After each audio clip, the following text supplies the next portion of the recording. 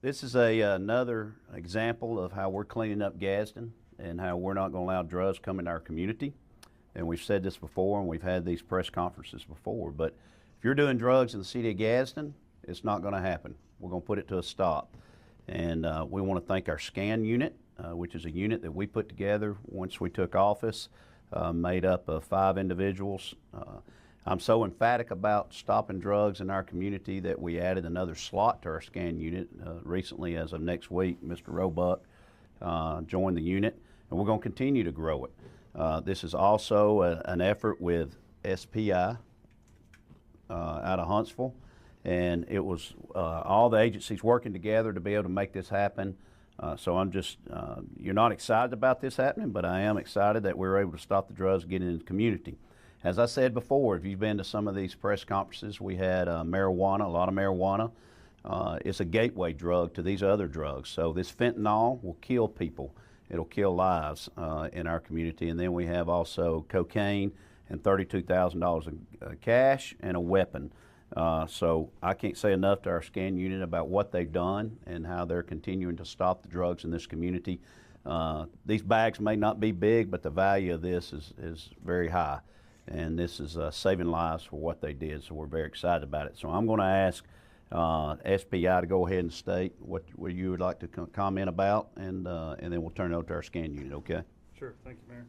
My name is Matthew Branham, Special Agent Senior with Leah SPI out of Huntsville. We've recently partnered with Gadsden Police Department. They are now a member of our Leah Region F Drug Task Force. That covers the northeastern 10 counties in Alabama. Can't thank you enough for the partnership. All the men you see standing here today work many long days, long hours, putting in there's a lot of hard work that went behind this case that you don't see, don't recognize. Grateful for these guys and the hard work they put in, and we're thankful to be a partnership with the city. All right. So the amount of fentanyl that we got on this bus was around an ounce. It's not very big on camera, but that's roughly 280 hits or doses of fentanyl. So pretty big bust to get that off of the street. I'd like to thank everybody at the Glencoe Police Department for their partnership with us, everybody at SPI. It was a big joint effort, and we couldn't have done this without everybody standing here. So Simeon, Simeon's our task force commander. What's the value of this? Let's talk about the street value. Street value, well, as far as the fentanyl alone, you're spending that's going on an average $120 to $125 a gram. So you have a little over 28 grams there. That's the quarter pound of meth, you're looking at roughly $300 to $350 an ounce. So I mean, granted, quarter pound of meth and an ounce of fentanyl may not seem like a lot, but the target that was arrested and busted was one that was selling a good portion of the fentanyl that's the overdoses we've had here lately. So it was for us, that was a big win because we got that single individual off the streets due to the joint effort of the SBI, Glencoe, and the Street Crimes and Narcotics Unit. Okay. So again, I failed to mention Glencoe Police Department earlier, which chief. They're part of our SCAN unit, and that was us, our cities working together. These drugs originated from the Georgia line, am I correct, coming in? Yes, sir.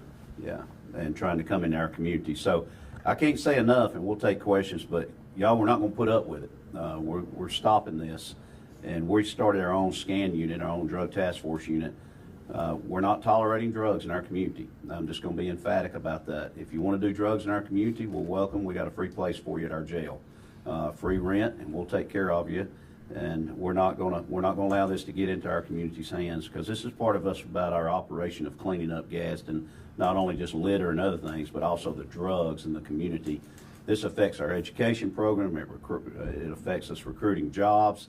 So let this be a message to anyone that can watch this. This isn't going to be tolerated. There's no leniency in this. So we'll take questions at this time if you have any questions. Exactly when did this bust take place? Let me see me. Friday the 13th. Friday the 13th. Yeah. And has this been, is this kind of average of what you're having to deal with right now? Or is this larger than you've seen recently? This is a good amount. I'll let the scan unit speak for themselves, but we have gotten over how many pounds of marijuana lately? It was, well over 100 pounds. We had over 100 pounds of marijuana a few weeks ago, possibly a month ago. But and that's kind of what we said earlier. You know, sometimes people say, well, marijuana's not that big of a deal. This is what marijuana leads to. So the fentanyl is what's so dangerous. You know, that kills people. Other drugs do too, but fentanyl, just touching it, can kill you. When you're able to make a bust like this, how big of a dent does it put in what the dealers are constantly trying to do? So I'll let him address that, but the dent on my end is the message that we're sending to the people that are dealing the drugs and that are trying to get in our community is that we're not going to tolerate this shit. We're not going to tolerate this in our community. Pardon my French, but we feel emphatic about this, and it really pisses me off to see this in our city. Just to be honest with you, I don't like it, don't want it, and if we got to double the size of our scan unit, we're going to do it because we're not putting up with this. This gets into children's hands and people's hands that doesn't need to be in, and I'm tired of it, to be honest with you. Yeah. So you want to answer those part of that? As far as the fentanyl is concerned, this is one of the largest amounts of fentanyl that has been seized that I've personally seen.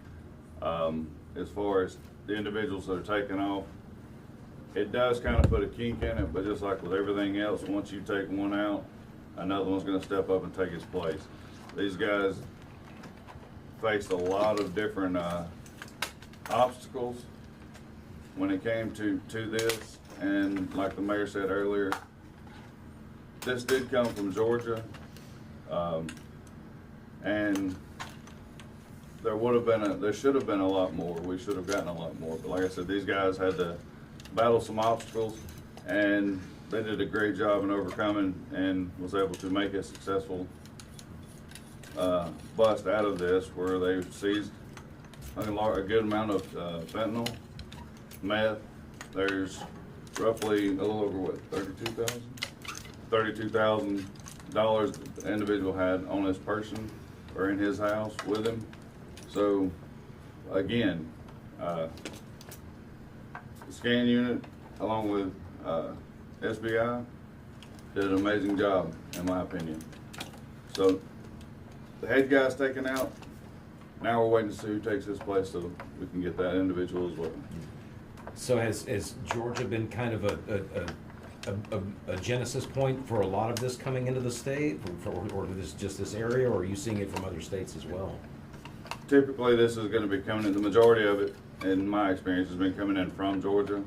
So it goes through to Georgia and then flows back this way into Alabama. It's the main arteries of I-59 and I-20, and you know, there's some Birmingham police stations that have contracted with the state that track some of this down too, and they help us. You know, but another note is the safety of our officers. You know, you get the drugs, but you see the weapon and the rounds. You know, these guys are putting their lives at stake, and we got better use of our tax dollars than have them have to do this. But we're going to continue to do it. We're going to continue to put the city's tax dollars at it to get it out of our community. How much of a stress does this put on the police force when you're having to deal with this level of drug running? So from an administrative standpoint, we're trying to get 12 people on each patrol shift. So then I have to pull people off patrol and assign them to the scan unit, so it trickles down.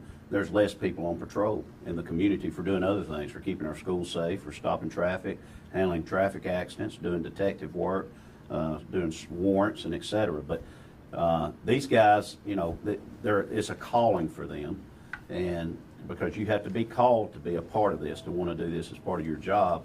But not only that, you're putting your life in jeopardy, and then also we're having to put city resources and revenue towards this unit to be able to give them the necessary resources they need. You heard me earlier talking about overtime. You know, we've already used our overtime budget in our scan unit, so we got to find more additional funds to fund our scan unit, because it's my priority this is my number one priority in the police department, is to fund this unit to make sure they have the resources they need to stop these drugs coming in. Has the state or the federal government offered any type of help that they can step in and kind of ease some of your burden? Yeah, so I think that would be from his help, from the SBI, but also, you want to speak to that, Simeon? We've had, yes, we do work closely with the state. I mean, as you see, SBI is on scene here with us. But we do also partner with the FBI. So yes, we do have resources like that too, that will step in and assist when needed and when asked. You mentioned, you mentioned you got the main guy. What's the next step? Are you taking any preventative measures to prepare for what's next in this program? I'm going to defer to Detective Davenport. So all the stuff that you see here is part of an ongoing investigation. So the plan is that this isn't the last to come of this. We don't want to give away too many details of hierarchy of the people that are moving this stuff or whatever on an interview. But this is not going to be the last one. And I can piggyback on that. I think to go to some of these other points, just last night, some of these guys in this unit, we were in Birmingham all day. We're attacking not only what comes into Gadsden, but those avenues of how it gets into Gadsden. So we're not just sitting here on our heels waiting to get hit. We're going after it and attacking them. We were in Birmingham attacking those sources. We'll be in Atlanta attacking those sources, and with our other partnerships to try to mitigate that, to cut it off before it even gets here. And another note, I think, Mayor, that I'd like to bring, the fentanyl, as you mentioned, it's not a huge bag, but to try to put terms to how serious it is. And Alabama has a relatively new statute to fentanyl that 28 grams or more is a mandatory life imprisonment without possibility of parole. So that's how serious this case is with the fentanyl. Yeah. And how many different and what charges were filed in the case?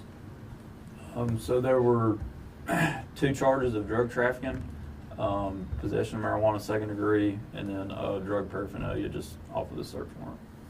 Is Gadsden seeing a rise in this, or is this year in particular been better or worse as compared to the last few years? So I'll address that part of them addressing it, but we were a part of a countywide task force. They're still implementing their task force, but we weren't seeing the attention that needed to be paid to Gadsden.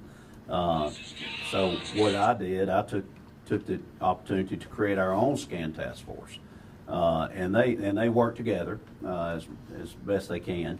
And then we have seen an increase in cases since we developed our own scan task force, but the drugs were here anyway. So now we're seeing a decrease in drugs in the city of Gadsden because of this force right here and working with the chief of Glencoe and SBI. Y'all want to say anything to that? As far as the drugs inside with Gadsden, it kind of comes and goes in waves, especially when you're looking at fentanyl and meth. The one that's the constant is going to be the marijuana, but there'll be a time period where all you're seeing is fentanyl, then there'll be, I'm sure after this, it'll be kind of hard to come by. So it like that, it comes in waves. Like there's no steady. And then when this time it was popping up, and our guys took it. When you're seeing this level of drugs coming into the area, violence comes along with it, correct? Yes, sir. There was a search warrant that was done not too long ago, where one of the officers was shot. One of the deputies was shot that was executing a drug search warrant that was ours. So, I mean, there is a level of violence that comes with that from the suspects, and fortunately in this case, they were able to do this without anyone getting hurt. So the trickle down is when the fentanyl gets into the community's hands, and it affects our fire department. Then we have to increase our budget for Narcan, and then we have to increase our overtime for the fire department responding to the overdoses. So, this saves us from every department I can think of with first responders. And I know you said, you're still working cases, you don't release a lot, but can you release the name of this individual that was arrested? That's on you. I'd rather not speak on that at this time. So the reason being is because we try to get other leads out of that, and then so the case is still ongoing. And we're very sensitive to this and the timing of this press conference. But these guys know what they're doing, and they just they'll continue to work their leads. Yeah. I know we hear fentanyl, methanol, meth, and whatever. Can you reveal a little bit what you're finding out with these drugs, if they're laced with anything coming into the community? As far as we know, we haven't received any state, when they come back from the state, we haven't received any, like we send something off and we believe it's marijuana that's coming back laced with fentanyl. Or we send cocaine. Well, there has been a case where we sent cocaine off and it's come back with a little fentanyl. So it's hit or miss, but that's not a big item that we've seen come back from the state. You seen a lot of reports or anything from the emergency rooms in this area of fentanyl lacing or any other drug overdose that might be connected with what you guys are seeing out on the streets? There were a couple of people that have overdosed within this year, and have they overdosed, died, and they were unable to you know. And there's also been several from that community where this was seized that did overdose, and they go to the hospital, and the hospitals are calling us because they still have some on them, and that stuff like that just kind of leads to how we get our information, how we go about making arrests like this. But I have personally worked cases where this ring of people that's selling fentanyl, the overdoses were tied directly to this. Anything else? All right, so I want to thank these guys again and the collaboration with everyone. Thank y'all.